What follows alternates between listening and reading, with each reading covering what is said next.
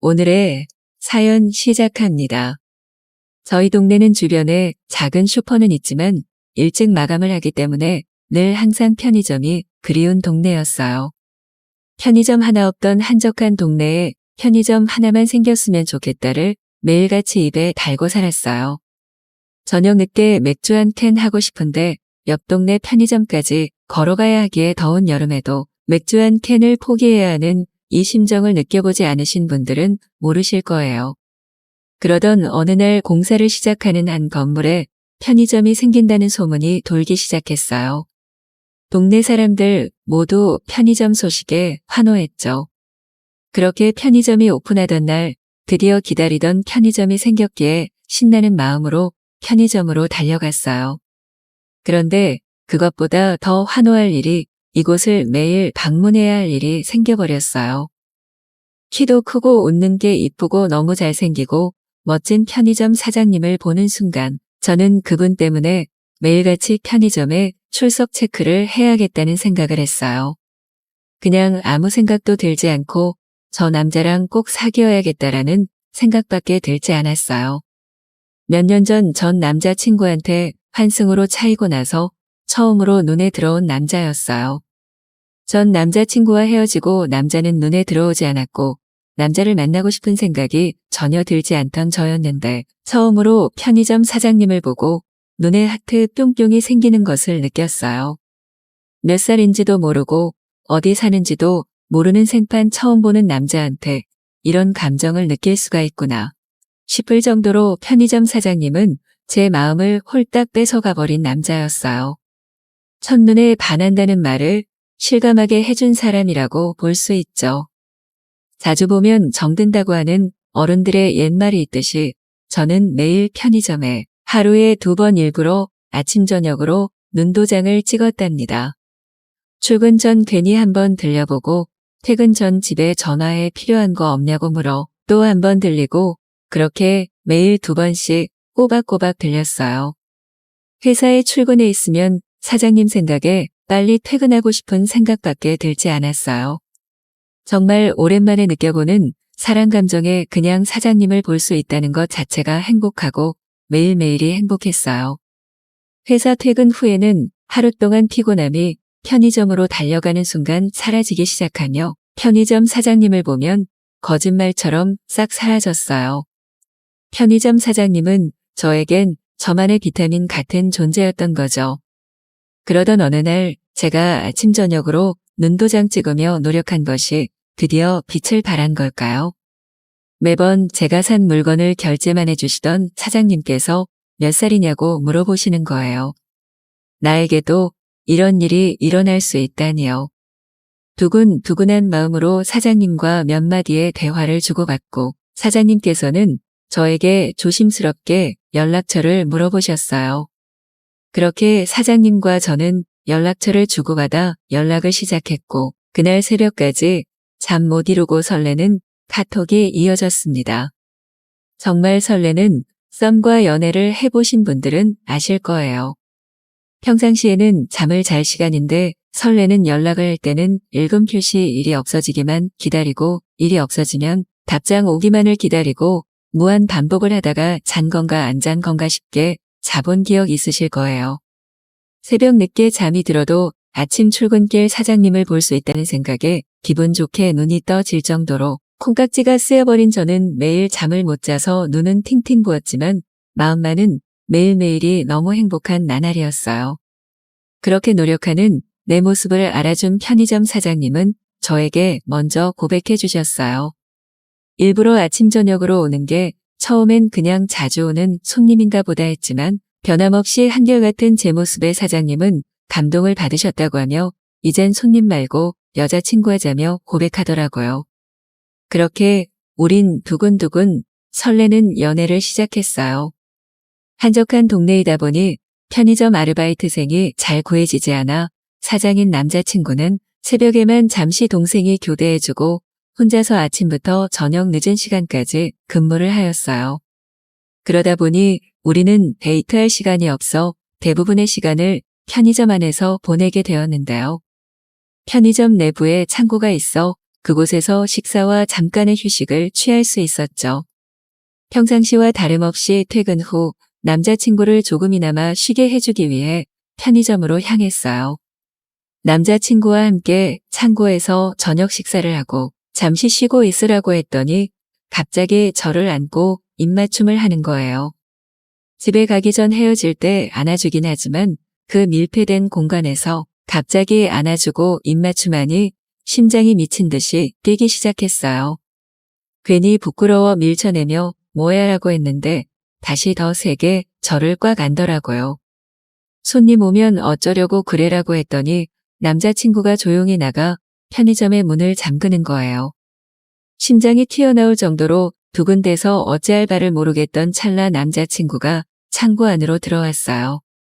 우리가 처음 나누는 사랑이 누추한 역이어서 너무 미안하지만 우리 뜨거운 사랑 한번 나누자며 뜨거운 입맞춤을 퍼붓는 남자친구에게 그냥 저를 맡기고 말았어요. 아직 연애 기간이 오래되지 않아 뽀뽀밖에 하지 않은 우리는 흥분이 최고조로 달아올라 서로의 눈을 바라보면서 뜨거운 사랑을 나누기 시작했어요.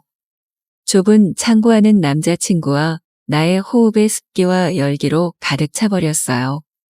남자친구는 얼굴만 잘생긴 것이 아니라 모든 게 완벽하다는 걸 느낀 순간이었어요. 우리는 서로 껴안고 아름다운 사랑을 이어나갔어요. 오랜만에 느껴본 나의 감정이 최고조에 달했어요.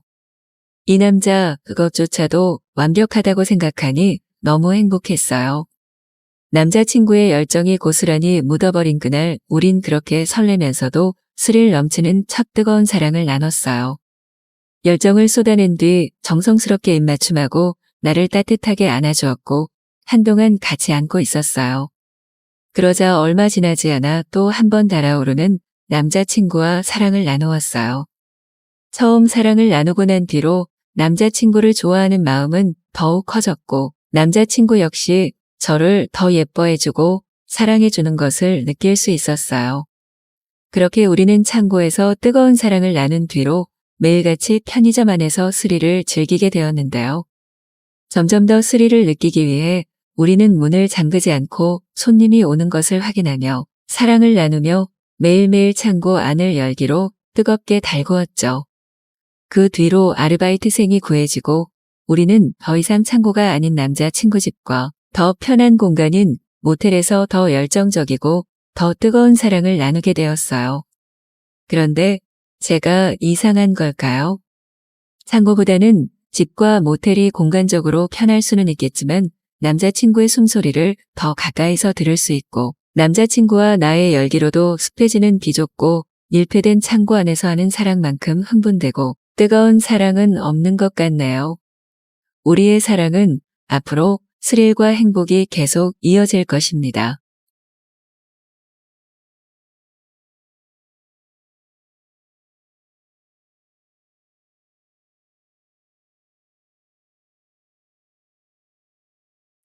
안녕하세요. 오만사입니다. 저는 30대 중반의 아이를 둘 가진 조그만 공부방을 운영하고 있는 엄마입니다.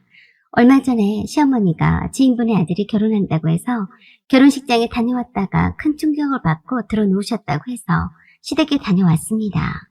시어머니에게는 아들이 2명 있었고 딸 1명 있습니다. 제 남편은 그중에 둘째 아들이고 시누이는 남편의 여동생이 됩니다. 형님은 그 좋은 학벌에 꽤 괜찮은 직장에 다니고 있었지만 아들 쌍둥이를 낳는 바람에 회사를 그만두게 되었고 육아에만 전념하고 있었어요. 아주버니는 저희보다 결혼을 조금 늦게 한 탓에 저희 애들보다도 형님네 쌍둥이 아들들이 훨씬 어립니다. 형님은 쌍둥이 아들들을 키우느라 친정 식구들이 돌아가면서 도와줄 정도로 정신이 없는 나날들을 보내고 있었죠. 형님이 결혼과 출산을 연이어서 하다 보니 저와 친해질 기회도 별로 없었습니다. 그래서 형님에 대해서는 잘 모르지만 시어머니가 형님을 며느리로 맞이하기 위해서 공을 들인 사실은 제가 누구보다도 잘 알고 있었죠. 남편은 전문대학을 졸업해서 아주 자그마한 회사를 다니고 있었고 저는 별로 유명하지도 않은 대학을 나와서 회사를 다니다가 공부방을 차렸어요. 시누이도 자랑할 만한 대학을 졸업한 것은 아니었고요. 그래서 시어머니는 명문대를 졸업한 아주버니에 대한 자부심이 매우 강하셨습니다. 장남인데다가 명문대를 졸업을 해서 꽤 괜찮은 공기업에 다니고 있었으니 늘 자랑거리셨습니다. 그래서 그런지 차남인 남편과 제가 먼저 결혼을 했어도 장남인 아주버니의 결혼을 대비해서 한 푼도 도와주시지 않았습니다. 뭐 그렇다고 해서 불만이 있다는 것은 아니네요. 남편과 저는 결혼할 때부터 이왕이면 양가의 누구의 도움도 없이 검소하고 저초월하게 저희의 힘만으로 결혼식을 올리고 신혼집을 장만할 수 있는 것도 괜찮은 방법이라고 생각했었어요. 어차피 시부모님의 도움을 받아서 신혼 살림이 시작이 되면 그 간섭에서 벗어나기도 어렵다고 생각했기 때문이었죠. 친구나 선배들의 말을 들어보면 시댁의 도움을 받아서 신혼생활을 시작한 후로 바람 잘 날이 없었다는 말을 많이 들었거든요. 하지만 흔쾌히 도와주시면 참 감사할 따름이었지만 저희 시어머니는 차별을 하셨습니다. 없는 살림에 저희보다 늦게 한 아주버니 결혼식에는 격식도 다 따져가면서 할 건 다 하셨거든요. 형님의 아주버니보다도 더 좋은 명문대를 다닌 거는 아니었지만 인설 4년제 대학을 졸업을 했고 직장도 그만하며 짱짱한 곳을 다녔으니 시어머니가 형님을 욕심을 낼 만도 했습니다. 항상 아주버니와 형님을 저희들보다도 더 앞세우고 싸고 돌기 바쁘셨죠. 그러던 시어머니에게서 뜻밖의 말을 들었습니다. 에휴, 세상에 별일이 다 있다. 그렇게 멍청해 보이던 애가 어떻게 유학을 가서 국제변호사가 되었다니. 그럴 줄 알았으면 그때 내가 참을 걸 그랬나 싶고. 참 그렇더구나. 저는 영문을 몰라서 여쭈었죠. 어머니 왜 그러세요? 무슨 일 때문에 이렇게 머리 싸매고 누워 계시는 거예요? 이마에 팔을 두르고 누워 계시다가 저를 한번 쳐다보시더니 작정한 듯이 일어나셔서 말씀을 하시기 시작했습니다. 내가 지금 하는 말은 네 형님한테는 절대 하면 안 된다. 내가 네가 속이 깊은 애란 걸 아니까 하는 소리인데 아이고 생각할수록 후회가 되는구나. 네, 어머니 걱정 마시고 얼른 말씀해보세요. 그게 말이다. 실은 우리 주혁이가 21살 때 아무것도 모르던 그 어린 나이에 말이다. 여자가 있었어. 네 남편도 아는 일이다만 덜컥 혼인신고까지 해버렸지 뭐냐. 처음에는 무척 놀랐지. 그 애는 대학교 입시도 떨어져서 고졸이었고 우리 주혁이는 대학교 2학년이었다. 시어머니의 말씀을 종합해보니 아주버니는 대학생인 신분으로 사귀던 여자 쪽 집에서 가난한 집의 아들이라고 해서 헤어질 것을 두려워해서 혼인신고까지 해버렸는데 알고 봤더니 그 여자 쪽 집안이 꽤 잘 사는 집이었다고 했습니다. 그래서 못 이긴 척 결혼을 허락을 했다고 했었다고 하더군요. 그렇지만 그 여자 쪽 집안에서는 결혼을 반대했었다고 했어요. 할 수 없이 아직 아주버니가 학생 신분이라서 결혼식은 졸업 후에 하기로 했고 급한 대로 시댁집에 들어와서 방 한 칸을 차지하고 살고 있었다고 하더라고요. 시댁집과는 비교도 안 될 정도로 잘 사는 집의 딸이었으니 그것만 믿고 결혼을 허락하고 집에서 살도록 했는데 어느 날 그 어린 며느리 집안이 부도가 나는 바람에 폭삭 망했다고 들었답니다. 그 때문에 아주버니랑 결혼하려고 도망치다시피 해서 시댁에서 함께 살고 있던 며느리가 친정집을 드나들었다고 했어요. 그런데 시어머니가 그때 당시를 회상하며 그러시더라고요. 그애 친정집이 부도가 나서 망했다고 하니까 재수가 없다는 생각이 들더구나.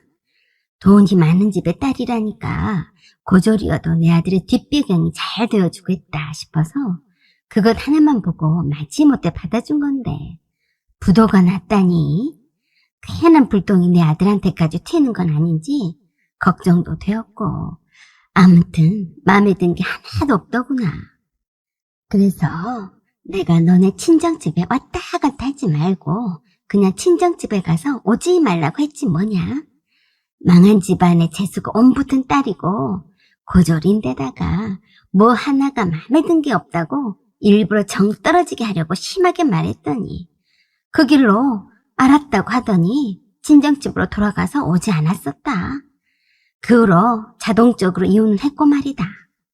그러시면서 한숨을 또 한 번 길게 내쉬시더라고요. 그때 후회 막급이라고요. 그때 그 애가 친정집으로 돌아가면서 나중에 들은 소리지만 가족들과 함께 미국으로 건너가서 산다고 들었다. 그랬던 그 애가 그곳에서 대학도 나오고 국제 변호사가 됐다지 뭐니. 시어머니는 지인분의 딸의 결혼식장에 갔다가 하객으로 온 아주버니와 이혼을 시켰던 그 여자가 국제 변호사가 되어서 나타나서 깜짝 놀랐다고 했습니다. 아직도 결혼을 하지 않고 있었는데 지인분이 그러더랍니다. 아이고, 말도 마요. 내 딸 회사에서 업무차 인연이 되었다고 하는데 아주 어마어마해요. 집안도 잘 살고 능력 있고 거기에다 타고난 미모 때문에 남자들이 줄을 잇는다고 하더래요. 미국에서 일으킨 부모님의 사업에 성공을 해서 고국으로 돌아와서 자리를 잡고 살려고 한다고 했답니다. 그 말을 전해주는 지인분에게도 아들이 하나 있기 때문에 저렇게 능력 있는 며느리를 얻으면 얼마나 좋을까 하고 침을 질질 흘리더랍니다. 그 말을 들었던 시어머니의 속이 뒤집혀지는 줄 알았다고 했습니다. 그렇게도 멍청하고 어리숙해 보이다니. 그새도 멋진 커리어우먼이 되어서 돌아왔다니. 사람 일은 알다가도 모를 일이더라. 내 아들과 이혼을 했어도 그만하면 좋은 조건의 남자와 결혼을 했을 법도 한데 하지 않는 것이 혹시나 주혁이를 아직도 못 잊어서 그런가 싶어서 너무 아쉽더구나. 그러면서 하시는 말씀이 기가 막혔습니다. 내가 그때 그 애를 왜 이혼을 시켰는지 얼마나 후회가 되는지 모른다. 조금만 참을걸. 그 애랑 이혼만 하지 않았어도 주혁이가 그 집안의 사위가 되는 거였는데 말이다. 아이고. 시어머니 후회하면서 통곡하는 소리에 어이가 없어서 할 말이 안 나오더라고요. 사람의 욕심은 끝이 없다더니 저희 시어머니를 두고 하는 말 같았습니다. 어떻게 며느리 내 앞에서 저런 말들을 서슴없이 하고 계시는지 도대체가 이해가 되질 않았어요. 그때부터였던 것 같았습니다. 그래도 싸고 돌던 큰 며느리 형님을 눈에 가시처럼 생각하시더라고요. 아들 쌍둥이를 낳은 형님에게 복동이라서 한꺼번에 행복도 2배로 아들을 낳았다시면서 지켜 세우시더니만 그새 또 재수가 없으려니까 아들 등골 빠지게 쌍둥이를 낳은 바람에 형님의 회사도 그만두게 되었다고 불만을 표시하셨습니다. 맨날 아들 쌍둥이를 돌봐주느라 축치고 함께 살고 있는 형님의 처갓집 식구들도 불만이었어요. 아주버니가 퇴근을 해서도 집에서 제대로 쉬지도 못하고 처갓집 식구들을 챙기랴 아들 쌍둥이를 챙기랴 고생이 이만저만이 아니라면서 불같이 화를 내시곤 하시더니 급기야는 쌍둥이 손자를 보러 가신다면서 형님 집에 가셔서 해서는 안 될 말을 하시고야 말았습니다. 그건 바로 형님의 친정엄마와 여동생이 와서 쌍둥이 돌보는 것을 도와주고 있었다는데 그 앞에다 대놓고 그러셨대요. 애미야, 너는 정신이 있는 거니 없는 거니? 이렇게 아이를 돌봐줄 사람이 많은데 넌 무슨 생각으로 회사를 그만둔 거니? 남들은 식구가 하나가 더 늘면 돈 벌어오느라 눈에 불을 켠다고 하던데 이러고 싶니? 형님의 친정엄마와 여동생 앞에서 그렇게 형님에게 소리를 질러대셨으니 형님의 친정엄마가 가만히 있을 리 만무했습니다. 사돈끼리 대판 큰 싸움이 나버렸던 거죠. 결국엔 형님의 친정엄마가 그러셨다네요. 세상에 우리 딸은 초혼인데 재혼인 남자한테 시집 보내는 것도 억울해 죽을 것 같은데 뭐가 어째고 어째요? 그랬더니 시어머니가 그러셨답니다. 초혼이라고 했어요? 우리 아들과 초와서 죽고 못 살아서 결혼 전부터 다 그렇고 그런 사이였는데 무슨 얼어 죽을 좋은 타령이에요? 막말로 처녀라고 어떻게 보증하는데요? 내 아들이 당신 딸과 결혼하지 않았으면 이렇게 치질 공상 떨고 살 팔자가 아니라고요. 그러자 그 말을 듣고 있던 형님이 시어머니에게 달려들어서 당장에 그 말에 사과하라고 하더라네요. 내가 미쳤니? 사과하게? 내 말이 그렇게 고깝게 들리거든 당장에 내 아들과 살지 마라. 내 손자들도 놓고 그냥 너도 네 친정집에 가서 오지 말거라. 그러자 형님이 무슨 권리로 살라 말라 하냐고 했더니 시어머니가 그러셨대요. 무슨 권리? 내가 네 남편의 어머니 된 권리다. 위아래도 몰라보고 가정교육도 개떡같이 받은 며느리를 그냥 보란 말이냐? 당장에 네 엄마랑 내 아들 집에서 나가란 말이다. 그랬더니 가만히 두고 보던 형님의 친정엄마가 그러시더랍니다. 사돈, 내 아들집 하시는데 듣기 거북하네요. 겨우 3,000포트 쓰면서 그러시면서 친정엄마가 그러셨대요. 여기는 내 딸 명의로 제가 얻어준 겁니다. 당신 아들집이 아니라고요. 당장 여기서 나가세요. 그렇게 해서 형님과 시어머니는 급속도로 사이가 나빠졌고 그 이후로 형님이 시댁의 발길을 완전히 끊어버렸고 시어머니가 찾아오지 못하도록 몰래 이사를 가버렸습니다. 아주버니는 손과 무릎이 닳도록 시어머니를 대신해서 형님의 친정엄마에게 용서를 빌었다고 들었습니다. 그런 탓에 이사를 간 형님네 집을 아주버니가 가르쳐주지도 않고 아주버니도 시댁집에 왕래를 하지 않으니까 시어머니가 아주버니 회사로 쫓아가서 당장에 형님이랑 이혼을 하라고 하셨다네요. 그랬더니 아주버니가 그러셨대요. 엄마, 내가 엄마 때문에 2번이나 이혼을 해야겠어요? 아니다. 경희가 아직 너를 기다리고 있는 모양이다. 너 경희를 못 잊어 했잖니? 이참에 얘랑 헤어져버려. 아들과 시어미를 갈라놓는 며느리는 난 더 이상 못 본다.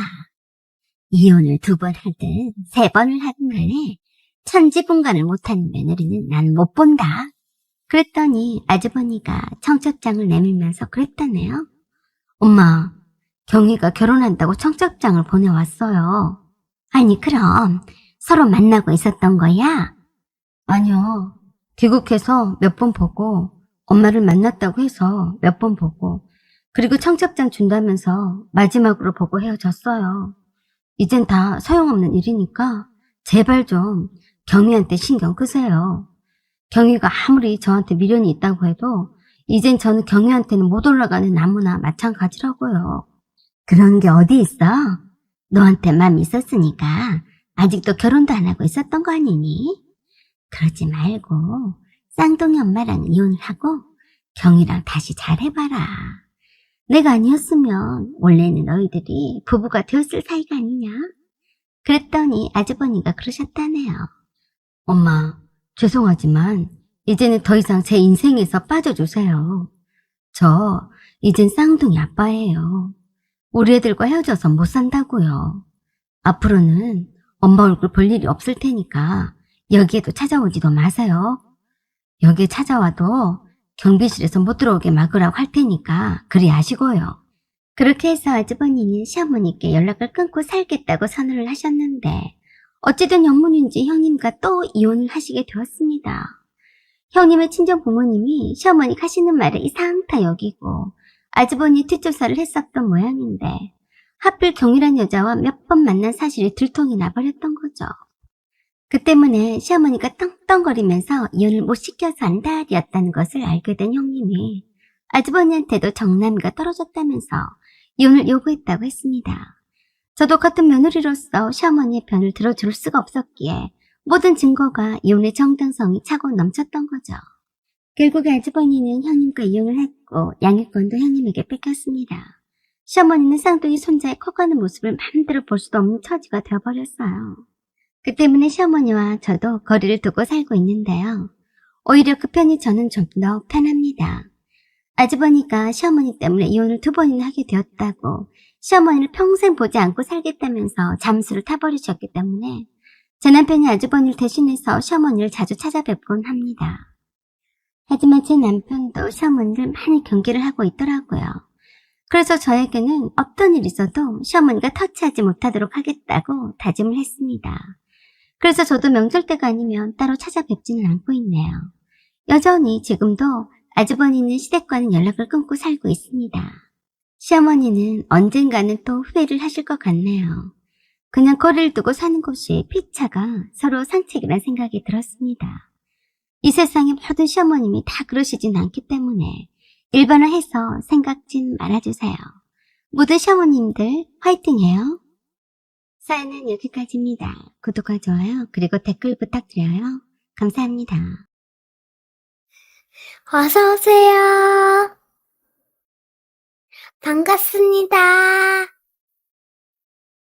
안녕하세요. 항상 잘 보고 있는 구독자입니다. 제 이야기도 사연이 될까 싶어서 부족하지만 사연을 보내봅니다. 저는 40대 중반 남자입니다. 아내와 결혼한 지 20년이 다 되어가고 아이들도 있는 그런 평범한 집의 가장입니다. 아내와 처음으로 만난 것은 집 앞 편의점이었습니다. 저는 그때 회사원이었고 아내는 편의점 사장님이었습니다. 지방에서 살다가 서울로 취직을 하면서 처음으로 혼자 자취하던 시절이라 매일 편의점에서 가장 저렴한 삼각김밥으로 식사를 해결하는 때였습니다. 가격도 저렴했지만 요리에는 완전 소질이 없어서 도저히 만들어 먹을 수가 없었습니다. 햇반도 사고 반찬도 사서 먹을 거면 오히려 삼각김밥이 더 좋다고 생각했습니다. 아무튼 그렇게 매일같이 아침 저녁으로 가다가 보니 자연스럽게 편의점 사장이었던 아내와 친해지게 되었습니다. 동갑인 것도 알게 되었고 싱글인 줄은 알았지만 나중에 많이 친해지고 나서는 이혼한 이야기도 해주었습니다. 저도 부모님이 이혼하셨기에 이혼에 대한 거부감은 가지고 있지 않았습니다. 친해지고 나니 몇 번의 술자리도 있었고 술자리가 있다 보니 잠자리까지 가지는 사이가 되었습니다. 사귀는 것도 아니고 그렇다고 단순 술친구 또는 몸친구도 아니고 관계가 애매해질 때쯤 아내가 임신을 하였고 그렇게 아내와 결혼을 하였습니다. 이혼을 한 이후에는 다시는 결혼은 하지 않겠다고 다짐도 했기에 자기 인생에 아기를 낳는 기쁨을 느껴보지 못할 줄 알았는데 이쁜 아기를 낳았다면서 엄청 좋아하는 아내를 보면서 이혼의 슬픔이 기억나지 않을 만큼 평생 행복하게 해준다고 약속하였습니다. 그렇게 첫째를 낳았고 우리 부부가 뜨거웠던 건지 곧바로 둘째도 생기면서 결혼한 지 2년 만에 두 아이의 아빠가 되었습니다. 이때가 저와 아내의 나이가 29살 때였습니다. 어느 날 밤에 두 아이들을 재우고 거실로 나왔더니 아내가 술상을 만들고 저를 기다리고 있었습니다. 일하고 와서 두 아이들을 놀아주고 씻기고 재우느라 고생했다면서 시원한 맥주를 따라주길래 그냥 가벼운 술자리인 줄 알았습니다. 몇 잔을 마시면서 이야기를 하고 있는데 자신의 과거에 대해서 왜 안 묻냐고 아내가 말을 하는 것이었습니다. 이혼한 과거가 있는 것도 알고 지금 내가 내 앞에 있는 아내를 사랑하는데 과거는 중요하지도 않다는 식으로 말을 했더니 눈물을 흘리면서 할 말이 있다면서 끝까지 화내지 않고 들어줬으면 좋겠다고 하였습니다. 아내가 중학생 때부터 일탈을 하면서 안 좋은 친구들과 어울렸고 그러던 중에 동네 고등학생 오빠의 아이를 가지게 되었다고 하였습니다. 그 아이를 낳았고 그 오빠와 결혼을 해서 그 오빠 부모님 집에서 같이 살았는데 그 오빠는 졸업을 하고 성인이 되어서도 철이 들지 않았고 매일 같이 놀고 술 먹고 다니고 다른 여자들이랑 외박하는 등 20대 초반의 싱글 남자들처럼 지내다가 군대에 가버렸습니다. 시부모님들은 요즘 시대에 안 맞게 아들아들만 하시는 분이신데다가 손녀이다 보니 항상 아내와 아이에게는 관심이 없으셨다고 하셨습니다. 오히려 철없이 노는 자기 아들을 두둔하며 20대에 놀아야 나중에 정신 차리고 잘 산다면서 아내에게 참고 이해하라는 식으로 말했다고 했습니다. 그러면서도 아내가 어쩌다 친구라도 만나려 나간다고 하면 전 남편과 똑같은 20대임에도 싫어하거나 혼냈다고 하였습니다. 힘들고 외로웠지만 전 남편이 군대를 다녀오면 철이 들었을 거라는 기대로 버텼지만 제대한 전 남편은 변하지 않았고 오히려 자기 뜻대로 하지 않으면 손직업을 하는 등 없었던 폭력적인 모습까지 생기면서 결국 그 집에서 아이랑 같이 도망 나오면서 이혼을 하게 되었다고 하였습니다. 현재 아이는 장인 장모님이 데리고 키우고 있는데 가끔씩 저 없을 때 딸이랑 영상통화만 했던 것 같습니다.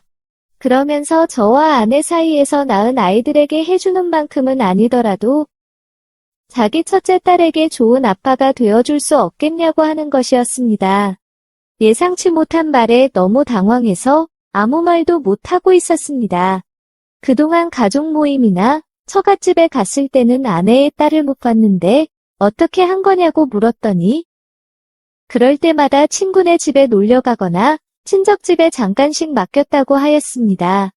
황당하기도 하고 결혼 전에 말해주는 않았다는 생각에 배신감도 들었지만 아내에게 화를 내고 싶지는 않았습니다. 혼자서 마음고생했을 생각하니 마음 한편으로는 짠하기도 했습니다. 갑자기 생긴 중학생 딸에게 좋은 아빠가 되어줄 수 있을지 모르겠지만 우리 사이에서 낳은 애들과 똑같은 마음으로 대해주겠다고 하였습니다. 그러면서 주말에 데리러 가자고 하였습니다. 전학 등 여러 가지 문제를 정리하고 데려오는데 약 2주 정도 시간이 걸렸고 처음에는 저를 보는 것도 싫은지 방에서 나오지도 않았습니다. 물론 불려도 못 들은 척, 모르는 척 하였고요. 그것보다도 저희 부모님께서 화가 많이 나셨습니다. 말짱한 아들이 이혼한 여자와 결혼하는 것도 속상해 하셨는데 전 남편 사이에서 낳은 숨겨둔 큰딸까지 같이 키우게 되었다고 말씀을 드렸더니 처음에는 사기 결혼이라면서 이혼하라고 하셨습니다. 몇 번이나 찾아뵙고 설득과 이해를 받아보려고 하였지만 너무나 강경하셨고 한동안은 저희 연락을 안 받고 지내시기도 하셨습니다. 첫째 딸과 같이 산 지도 벌써 15년이나 흘렀습니다. 첫째 딸이 시집을 가서 사위도 생겼고 아이도 낳았어서 5식구에서 7식구로 늘었습니다. 결혼 전까지도 계속 아저씨라고 부르더니 아빠, 결혼식장에 같이 걸어가 줄 거지? 라고 묻는데 아빠 소리에 너무 놀라서 아무 말도 하지 못했습니다. 잘 키워주셔서 너무 고맙다면서 앞으로 정말 잘하겠다고 하였습니다. 그날 다 같이 큰 소리로 펑펑 울었습니다. 첫째 딸이 사춘기며 예민할 시기에 결혼한 지 2년이나 지나서 새아빠라며 너무 늦게 나타난 것도 항상 도움이 되어주지 못한 것 같아서 미안했는데 잘 커준 것 같아서 행복했습니다. 40대의 할아버지가 될 줄은 몰랐지만 가족이 늘어난 만큼 어깨도 더 무거워진 것 같습니다. 첫째 딸내는 저희와 가까운 곳에 살고 싶다며 같은 아파트 단지에서 살고 있습니다. 그래서 멀어진 출퇴근 거리 때문에 사위에게는 많이 미안하지만 어릴 때 엄마와 떨어져 지낸 시간이 많이 싫었는지 결혼하고 나서도 엄마 아빠랑 같이 산다고 때 피우는 것을 사위와 함께 엄청난 설득과 노력 끝에 같은 아파트 단지로 협의 본 것이었습니다. 물론 7식구가 살기에 저희 집에 좋기도 하고요. 첫째 딸이 잘 크고 시집까지 가고 나니 요즘 둘째, 셋째 녀석들이 사춘기가 와서 매일 같이 아내와 큰 소리가 오고 가지만 그래도 행복하게 잘 살고 있는 것 같아서 기분이 좋습니다. 앞으로도 저희 가족에게 좋은 일만 가득할 거라고 생각하면서 이만 글을 마치겠습니다. 오늘의 사연은 여기까지입니다. 구독과 좋아요, 알림 설정 부탁드립니다. 긴 글을 읽어주셔서 감사합니다. 구독과 좋아요 꾹꾹 눌러주세요. 꾹꾹. 알림 설정도 꾹꾹 눌러주세요.